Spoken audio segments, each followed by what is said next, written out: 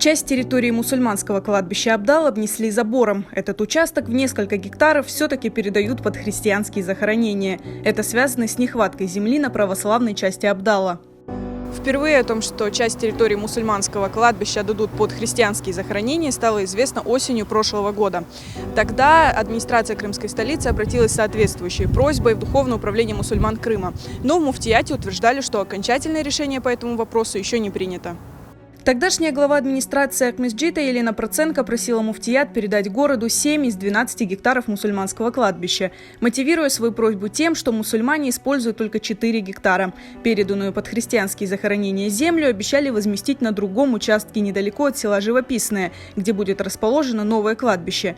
Но эта территория находится в частной собственности, ее нужно выкупить, а также провести санитарно-эпидемиологический анализ территории. В свое время активистам пришлось долго добиваться выделения земли под мусульманское кладбище. Теперь его значительно урезали.